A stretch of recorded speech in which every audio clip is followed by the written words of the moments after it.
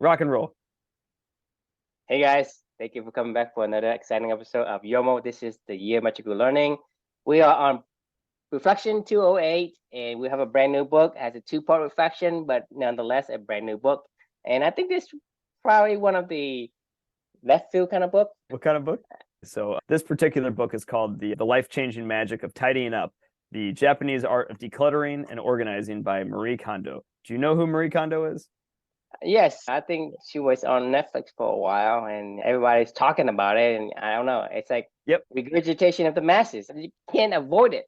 that's Marie Kondo. So the reflection for this one is I don't know if you remember, but like I'm in this stage of this journey, I'm deep into my month of decluttering. I was doing my month of Swedish death cleaning. Like this was my monthly challenge. This month when I decided to read this book. So I was talking to a coworker of mine back when I was at Salesforce, and she's awesome. She lived out in New York, and we were just shooting the shit about life or whatever. And I was joking around with her. I was telling her I was doing this like monthly challenge where I was trying to death clean every day for 20 minutes. That was my monthly challenge. And she was like, "Oh, that sounds awesome." She goes, "Have you ever heard of Marie Kondo?" And I go, "No, I've never heard of her." I was like, "Maybe I've heard, like, I feel like I've heard the name, but I don't really know what she's about." She was like, "Oh, it's like it's like this lady that was on Netflix, and she helps like hoarders like organize their house." And I was like, "Oh yeah, I think I do know who that is. I've never seen the show on Netflix." And she goes, "You should really check out this book called," it wasn't this one, it was another Marie Kondo book. I don't know what it was called, but when I went to Amazon to go check it out, this was the one that everybody was like recommending as like her famous book. And I was like, well, I guess if I'm going to read a Marie Kondo book, They I guess recommend it I'll, yeah, because yeah, it's Netflix special or whatever. right, It's power of the masses. It's right, popularity right, contest. exactly. So everybody is just on a bandwagon. Just I recommend her. Yeah, she's fun. Whatever. Because exactly. the thing is, something, right? Then you more likely to recommend versus the thing you don't. Yeah, exactly. I'm in the middle of my Swedish death cleaning month for monthly challenge. A coworker acquaintance of mine recommended this, who's a really nice person. This is how this book came to be, right? This isn't just totally out of left field. I was all about decluttering every day, and I was like, well, I might as well learn from an expert, I guess. Like if Marie Kondo is like the end all be all of decluttering, then see what she has to say, right? So I read this book, and it was interesting. And what I found out, I was doing my death cleaning completely wrong for what I learned from Marie Kondo. And here's why.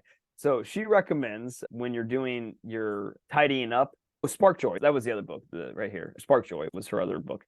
So when she recommends doing any kind of tidying up and massive transformational stuff, she's like, rip the Band-Aid off and do it all in like one big project. She was explicit in this book. She was like, do not do this, try to do this like every single day for an extended period of time. She was like, it doesn't work. She was like, it will never work. I've never seen it work. I've been doing this for years and years and years. And she was like, this is the only way that this works, is if you just completely rip the Band-Aid off and you go for complete transformation. And it started to make me think.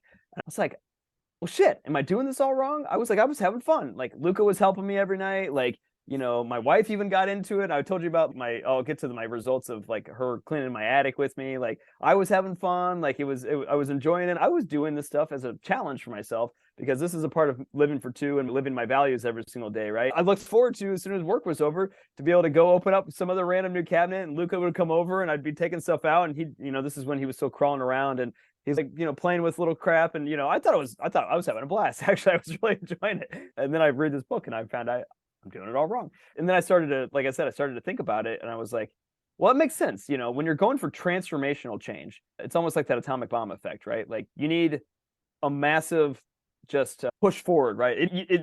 Things need to change just instantly. Like you can't have transformational change that drags out for a long period of time. I think it needs to be just really fast, and your paradigms completely change, right? And then all of a sudden you're like, oh, I have to adjust my new reality kind of thing. Like, and that's when the real work begins. But to do what she's talking about doing and breaking entire cycles of their entire life where they've come up to at that point in time and how they got to this incredibly cluttered home, you need to drop a metaphorical atomic bomb into their life and show them you can live a completely different way. In this regard, it would be a good atomic bomb. So for me, it made me start to think about like, why was this working for me the way that I was doing it? And that's the thing, is I wasn't going for transformational change. Like that wasn't what was the point of the whole entire project. I was going for living my values and living for two and living my purpose with my daughter. And like that, is the harder change, right? That's life. If you're looking for instantaneous, a big bang change, dramatic change, you need an instantaneous bang. When you're looking for lasting change, like you need daily consistent work that's got to be in alignment with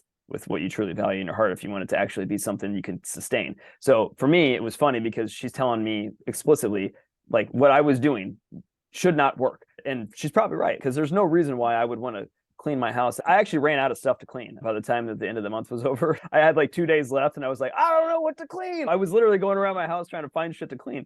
So that was a reflection. It all kind of just makes sense, you know, like about the instantaneous change versus lasting change. And that's about living your values every single day and like how you can make things sustainable going forward. So yeah, love to get your thoughts.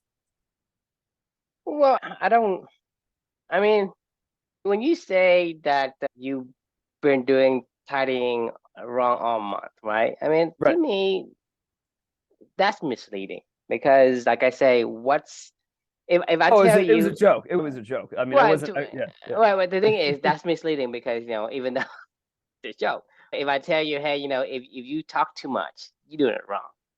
Right. That's from Well, my perspective. I was making a joke in the title because it was like I wasn't doing it wrong. I was saying I was doing it right. I was doing it exactly right because I was doing it for the reasons that I wanted to do, and it made it sustainable. I wasn't looking for a Marie Kondo change, you know, like Marie Kondo change is Even if you do a dramatic. dramatic change, it's not, I don't I care. agree. I mean, I don't believe in the fact that none of Kondo's clients have laughs. That's, to me, is a little bit far-fetched of a claim.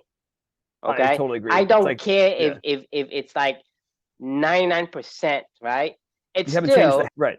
you.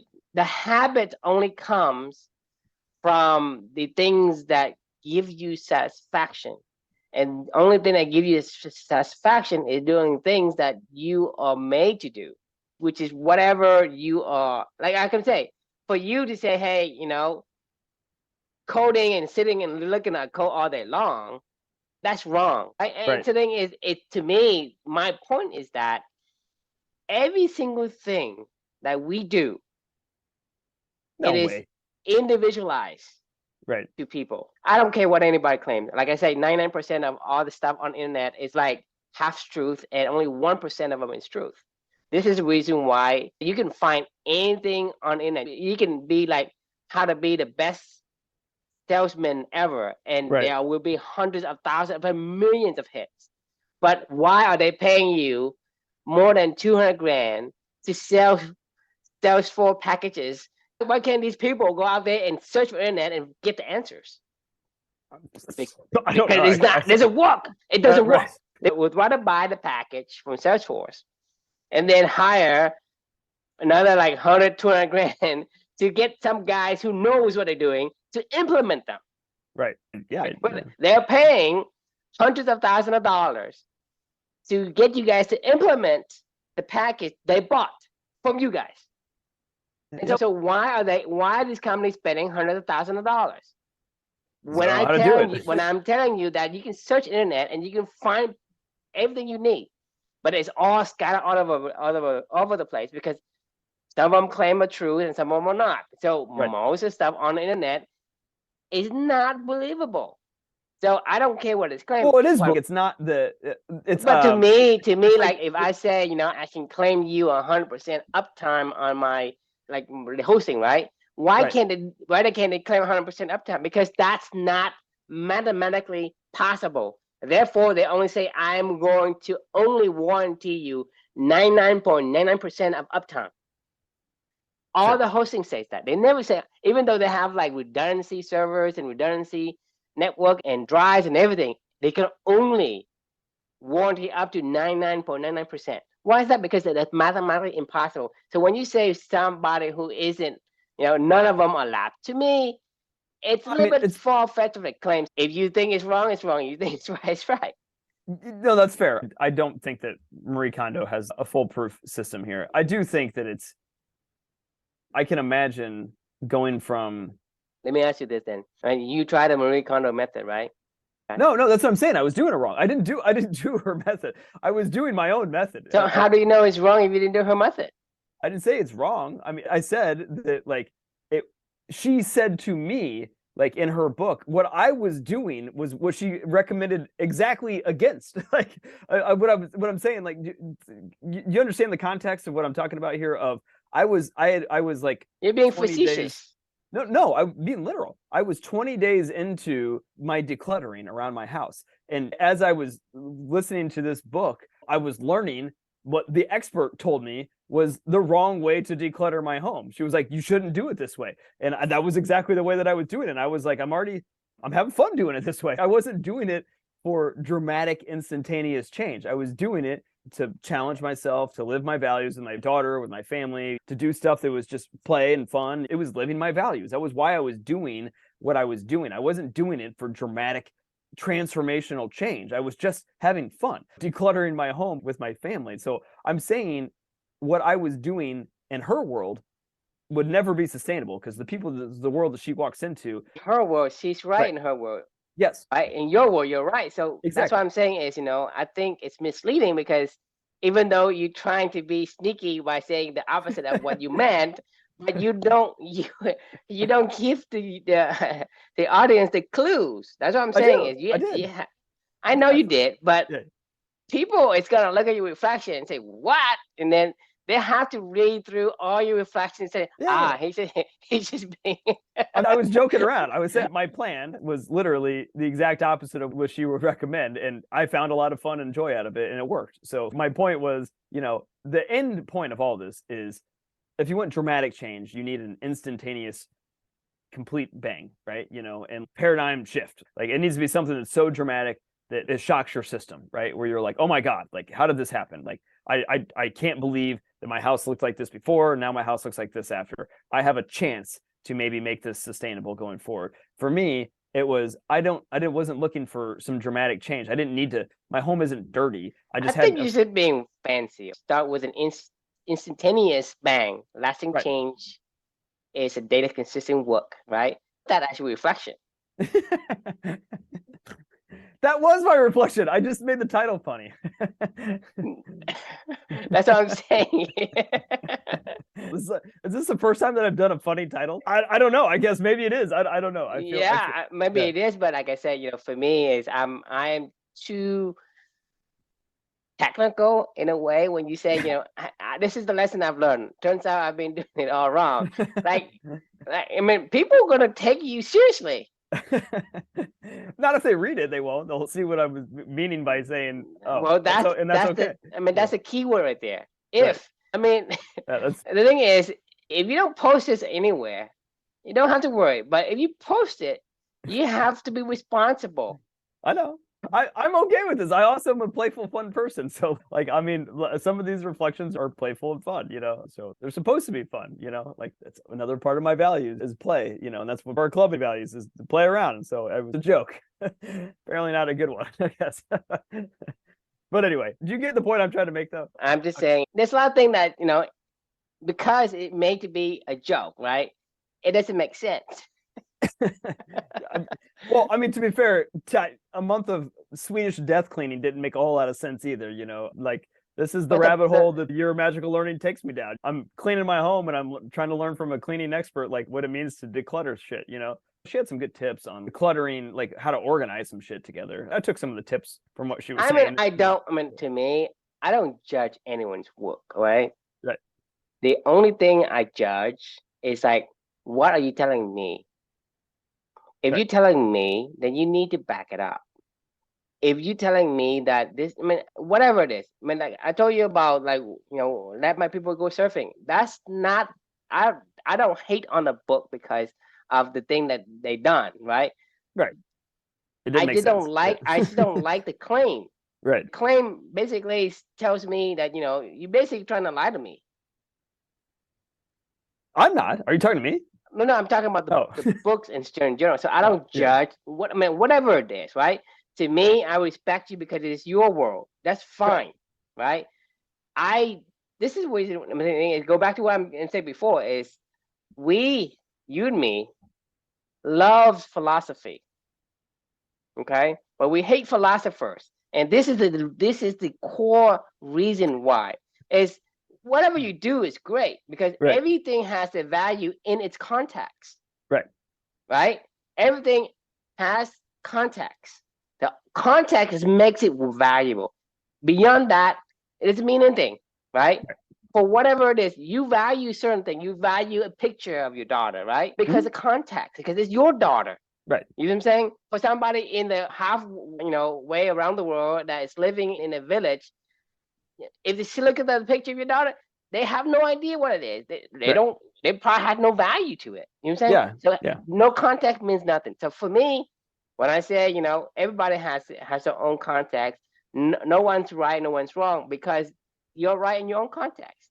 Yeah. But the thing is, any book or any influencer, once you have the power, you have the responsibility, right? Because if you using it for wrong, then you're abusing your gift.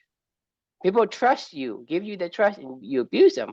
So a lot of people that's my pet peeve, right? When somebody need to claim something, then it needs to be truth in it. If you claim something that, hey, I just claim it because whatever, people can see through your. Are you talking about Marie Kondo? I'm talking about anyone. Yeah.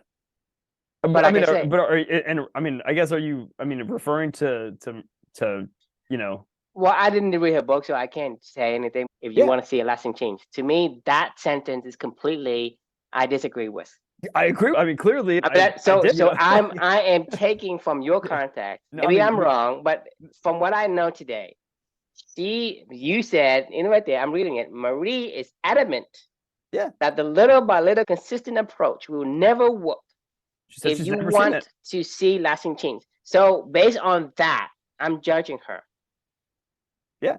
I'm judging her that she is wrong. It's not in the right context. Maybe it works for her. I'm not going to deny that it works for her. I will deny that it's going to work for me and maybe not work for you. I know for a fact that it's not going to work for me. I agree. But her paradigm of what she sees of her clients are people that are purposeless and a mess. She walks into a total shit show. I understand where she's coming from. I can understand where that would be her paradigm, where she's like, these people have no direction. They don't have habits. They don't have values. Probably. Yes, they do have habits. Well, sorry, they have habits. They probably clearly don't have clear. The people that she gonna help with decluttering again. That's just the way it is. Without the mental mindset, right, you will be exactly what you think inside. I mean, it's like a drug addict or something like that. Like if you're doing heroin, a drug, you're gonna come back to it. I don't understand how she can claim a 0 recidivism rate. Based on what I know about her through you, I disagree. Right? You see that? So I agree with a lot of the thing that you said she claimed. And to me, that kind of get me off the edge there, because apparently she is a influencer of sort. I mean, when she says something, people are going to pay attention, and she's using her power to push all these messages, and it's not correct for most people. Maybe correct for some, but not for most people. And for her to say, it will never work for anyone, and all of my clients are the same, blah, blah, blah. That to me, it's dangerous. Because the thing is, well, to be fair, let me ask you this question. I wouldn't hire Marie Kondo to crucify Jesus Christ. I mean, you want the guy that sentenced him, or I don't know who crucified Jesus Christ? Pontius Pilate? Do you want me to release this thief, or you to release this so-called king of the Jews? Are you saying the people? The Jews? The chosen people, the Jews, crucified Jesus Christ. Why is that? It's because somebody in power say that this person is bad, regardless of whether or not there is evidence. What evidence? Did somebody in high power say some fucking shit to get this man crucified? And when somebody has the influential, like Marie Kondo or somebody celebrity, you be careful and be responsible for what you say. Well, hang on, real fast. Like, I've never seen her show. Like I've said, I don't know anything about Marie Kondo. I did read a book, but I also have to say, like, in her defense, I'm not her client. I would never hire her because my house doesn't need to be decluttered. Even though there were certain areas of my home that I clearly wanted to do some decluttering just for my own self, but it wasn't like my home was a shit show. Thousands of people is going to try to not to do the little by little consistent approach, because she have said that it never worked. Therefore, they're going to do exactly what she told. Not, let's say Maybe. 7% of the people who watch tries to believe in her concept. This is the reason why Hitler is able to kill 6 million Jews, because people sometimes they take contact stuff out of context, right? And especially the people, and especially now and today, I am warning you. I'm warning all the viewers. You need to do your own research. Figure out whether or not what we say is truthful. Do your own research and find the claim for yourself. Same thing for everybody else. I am not telling you to do anything. I'm telling you, you say, go and do your research on yourself. I am giving you a little hint. Say, hey, look over there. I'm not telling you this little shiny bar that has, this size and this whatever, it has this word written on it. Go find it. This is the path. This is the key. This is key. Has this notch, that notch, whatever. I cannot give you that because this is my key. This is what I'm saying I have. For you, I'm telling you, it has to be individually for you. I'm not going to tell you that, hey, do this is going to work. Because, like, for example, I'm a meat eater, right? Because my body doesn't like plant.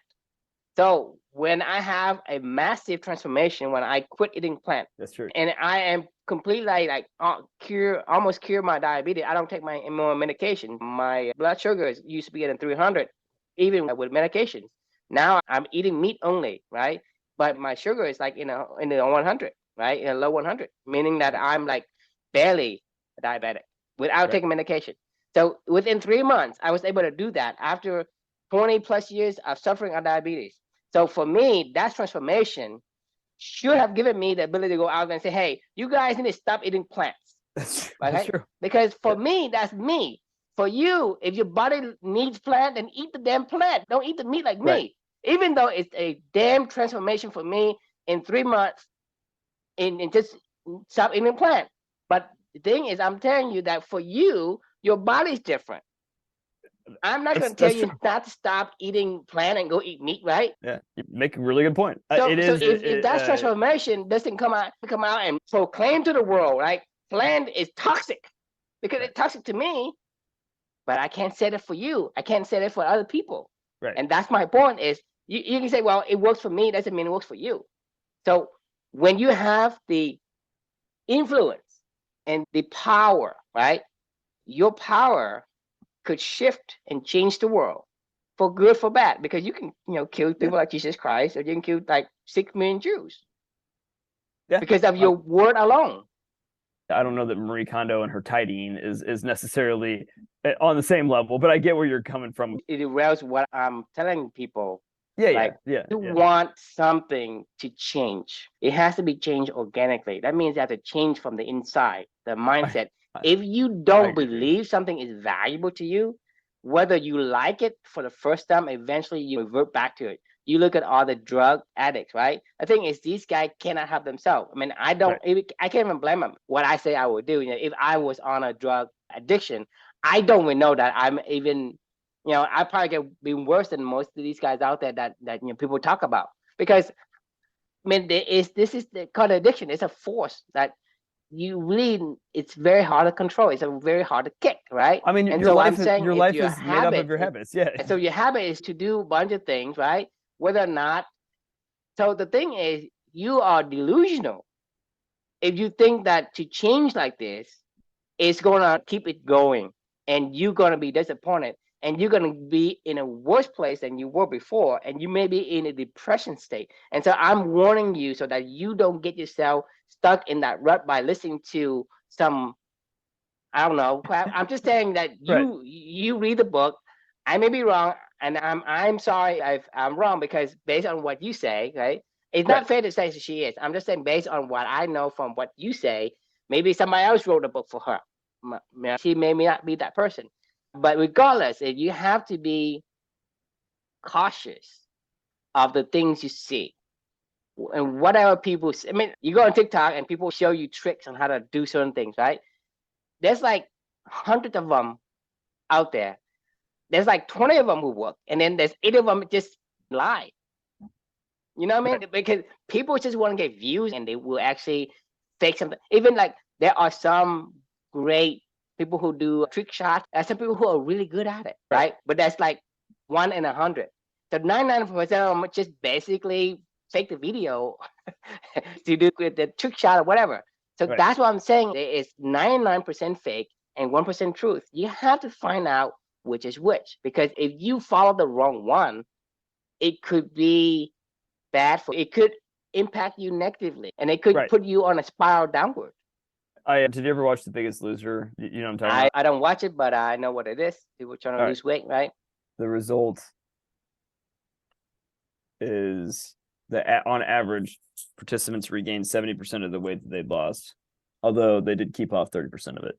Right. People trying to lose weight. They're doing- like extremely obese people. I mean, you know, they weigh 450 pounds or something like that. And then by the end of the show, I forget how long the show is, maybe like 10 weeks or something like that. I can't remember, but by the end of the show, they're like 200 pounds or something like that. You know, Yeah, they've it's very lost, you know, dramatic change. it's but to going back to your point of the habits are what really always matter, the inputs. Yes, they did change their habits during that transformational change, and yes, they did shock their systems, and yes, they did see what life could look like, and they liked what they saw. But like a lot of But them, they can't help it. I think right. it's not that they don't want it, right? Because people want it. It's just that, I mean, you have to understand that a lot of time for It's what comes after the transformation is what matters most. Like, I mean, it doesn't even matter. The transformation is important, but what you do after that is way more important than the transformation. But in my I'm opinion. telling you that people are more depressed after they lose the weight, because what they are very, very conscious that they're gonna go back to where they were before, right? And they are very, very depressed. Well, they're in an unnatural environment. They're at a place where It's not who they are, right? You change the habit, and Right. to me, that's wrong. Because habits require willpower to get there, and willpower only goes so far. So habit value-driven habits. So the thing is, habit is part of it, right? I mean, you need to change a habit, but how can I keep the habit? It's got to be a value-driven habit, is what I was. Do you know it? And then that's go to another step before that. The values give you the understanding, the mindset that creates a habit. The habit creates the results. Right. This is the steps that I take, right? You look at me. I told you that I told you that because my family for generations have been drinking coffee. We have a coffee plantation. I drink 8 cups of unfiltered coffee a day, and I can go to sleep like 15 minutes, right? I've been drinking it for what, 30 plus years, probably more than 30 years, right? Since, you know, when I was able to drink, which is like 10 years old. Because my family drinks coffee. I made coffee for my dad when I was like 5 years old. So I am pretty much like indulge coffee for so long. My genes knows it, and it's like coffee, like a little bit of coffee. They call it Vietnamese coffee. I mean, anybody who drinks Vietnamese coffee would know what I'm talking about. The Vietnamese coffee, they will keep you up for 3 days. Yeah. But I can drink these coffee like 3 or 4 cups in a day and has no effect on me. This is how much I'm addicted to coffee. Okay. In my 30, in the 20, late 20 and 30, I tried to quit coffee. I went into withdrawal, like a drug addict went into withdrawal. I cannot function at all. Okay. I cannot do it. And I did that for like a month. I quit coffee for a month. It was the most miserable time of my life. I miss it. I want it. I can't function without it. I'm lost. I'm basically a zombie if I don't have the coffee. And I've done that for 3 months. It was miserable and I was depressed, whatever. So basically, I did for a month, and I quit coffee for a month, and then I came back to it, and I'm drinking again. But the moment I read the book Why We Sleep, and in that book Why We Sleep, right, they talking about the caffeine and the effects on the caffeine. Then my understanding turns on. That understanding decides, hey, you know, if it's not good for me, man, I could quit. Then I quit. I quit cold turkey, and I didn't have any kind of withdrawal, any kind of depressions. And I have done that since the moment I told you 2.5 years ago. Yep. Right. I've never touched caffeine, and I would have drank coffee if it wasn't the caffeine. So the fact that coffee has caffeine, I decided to give it up, and I've given up. I have no problem with it. Then the habit comes into, and the habit's easy to keep. And once you keep the habit, then the result comes. Yeah. But what's to me, I want to point out the most important part is the core values in front of the understanding, because the core value makes my understanding understand what's valuable to me. I value health because I have bad health, right? So I want good health. So when I read the book, I saw the understanding of this value because of my core value of having health, that Right.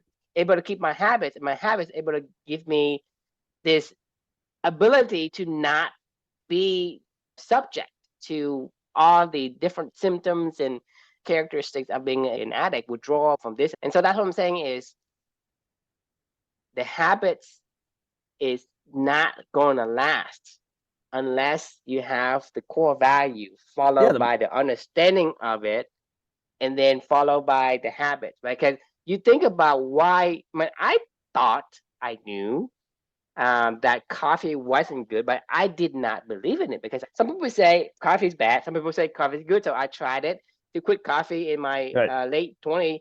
It didn't work because I didn't really understand it. Right. So that's what I'm saying is when somebody's focused on a simple little piece of step, but they forgot the rest of the other step, the one before that and one after that, then it's partial truth. We get enamored by the transformation as humans. Like The Biggest Loser is an addictive show to watch. Like I used to religiously watch The Biggest Loser, and I'm not like fat or like overweight or never been obese, but watching the people's lives change in front of your eyes. But then the cameras turn off and no one goes got home. better. When they get to the point where they have like 400 pounds or 300 pounds and they go to like 150, right? So even the best of these contestants, the best of them will go from 150 to 200 and maybe stay there, but they never go to 150 and then go down to like 140 and be ripped and stay ripped all of their life. Well, No I don't one know does that. there's a few people. I don't want to say like no one's ever done it. I don't think they want the majority. I think, right, the majority of them will go back to where they are, or 70% of it. Some of them maybe go back to like maybe 20% or 30%, but majority of them go back to like 7 to 80% of the weight they had before they came to the show. And sometimes they go back and forth because it's, and then I think from their perspective, right, it's worse because they are always in fear. Right. Right. And so they're not happy even before they have, they have this weight problem, but they're not worried, right? Because when you have something, right, when you lose, when you give it back, your sense of loss is greater than the sense of gain. And to your mental state, it's embarrassing. You feel ashamed, like you feel like mentally it's weighing them down. You're right. It's all willpower driven. I mean, everything they did was willpower driven. For these people, I agree with you. To be fair, that was what my reflection was about. This wasn't about me trying to do some transformational change. This is about me living my values every day with my daughter, which is why I was able to do what I was able to do. And I actually had a lot of fun. The point of this reflection in general is to say it doesn't have to be dramatic if you want consistent, lasting change. It's daily activities that are reflecting your values, but nothing but the truth. But that's why we want to kind of put out the warning label, because people give you bits and pieces of everything, right? Like I told you, if someone want to do a sales process or a customer journey, they can just Google something and get a little bit of everything, right? Yeah. But the thing is, it doesn't work because not everything's put together in the right place in the proper configurations. You can learn anything. I mean, hell, I could learn how to code just by exactly. Googling, you can code, but it's gonna take you 20 years, probably longer, because there's so many out there. It doesn't work just because you just mash them together. Right. I was telling one of my employees this today. He was struggling with sales prospecting in general. It's an art form. How certain people get certain people to engage in a message or spark a conversation, like that's something.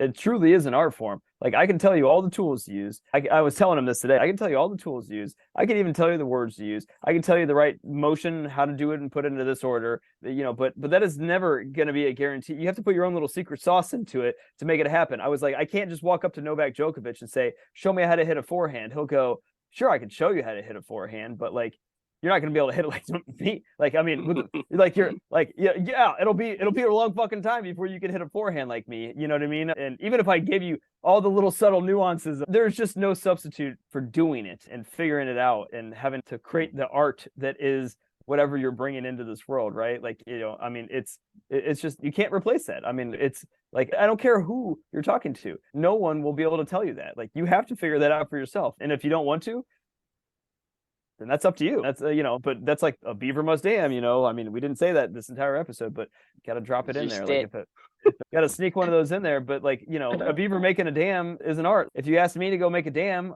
he'll be like, well, just take the wood and put it in the water. And I'll go, it's easy. Yeah, but... and then they float. Right.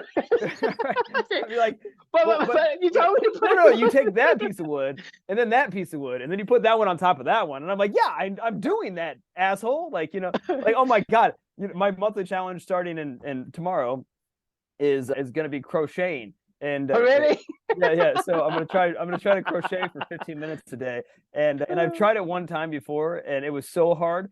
But like I was watching this one of my employees, her name's Chelsea, is like a crocheting expert, and she was trying to teach us all for like a project that we were doing to like make hats for the homeless at an event we were getting together for. And I promise you, I spent an hour watching her go, Chris, it's really easy. Like just this, and this. And I'm like, I don't know what you're talking about. Like, I was like, this is back in November, and this piece of yarn is the ball of yarn she gave me. It sits right over there in front of my vision all day long. And I was asking my team today, like, what should I do for my monthly challenge next month? And they were like, she just yelled out, you should crochet. And I was like, all right, I'm in. I'll do it. Yeah. So we'll see how this goes. But so the whole point of this conversation is, like, there's an art to crocheting. Like, I can watch it. I'm going to have to watch every YouTube video, but eventually it'll click. One day I'll just go, oh. But that's what I'm saying is, fact of the instantaneous transformation not gonna happen with crochet.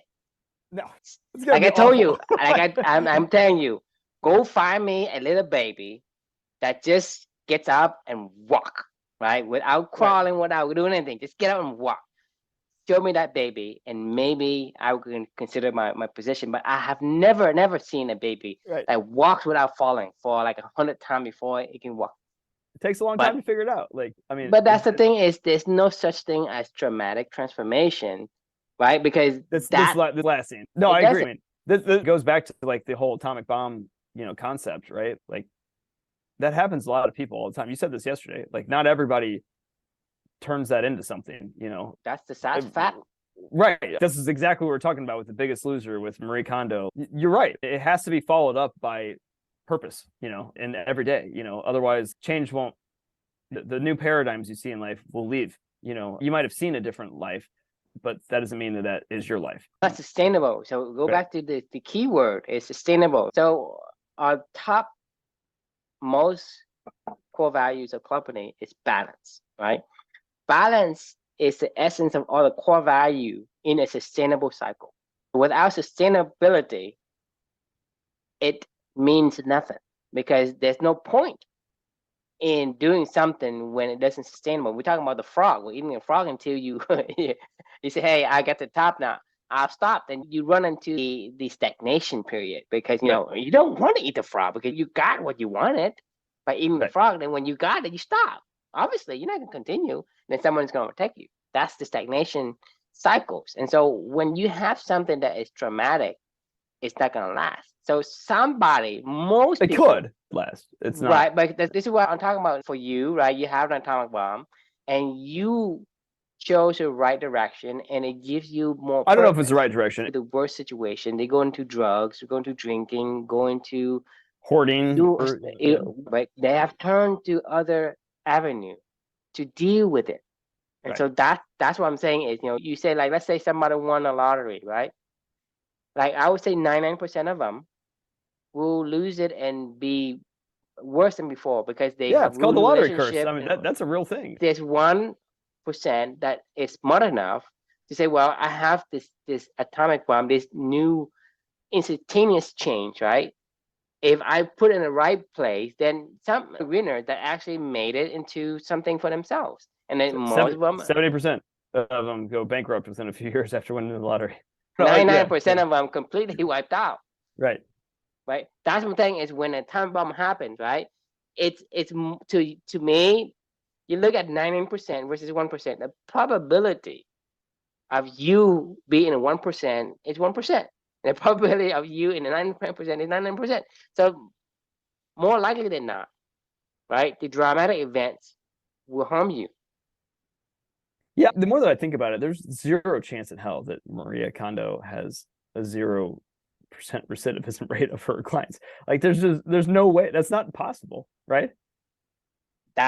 I'm just speaking from a mathematically perspective, right? It's I'm- not possible. It's impossible to have 100% unless it's just one client.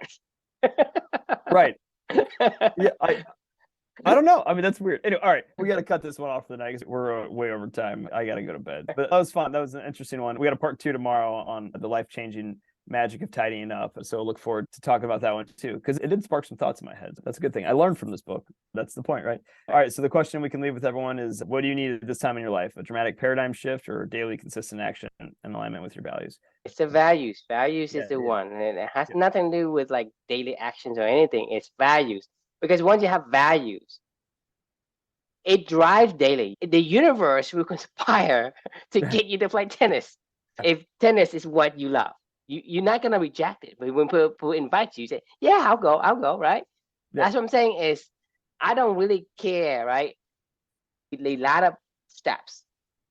Look at the beginning. The beginning will actually make a waterfall. It will continue to trickle down because once you find the core values, that thing you love to do, right? You want to do more. So it's gonna be daily. It's gonna be like hourly. If it's something practical, you can do Right. that hourly. You can do even second, like breathing. Like I told you, stop breathing for a minute and see how you feel. Well, so it goes, if you got to be addicted to something, be addicted to something that you really care about, that takes your life in an upward spiral versus a downward spiral. And that's kind of the key to all this, right? Is we're all addicted to something. You might as well be addicted to something that's what you really care about at your core. So awesome. All right. That was fun as always. And we will see you all tomorrow. Yeah, we'll do part 2 of 2 tomorrow.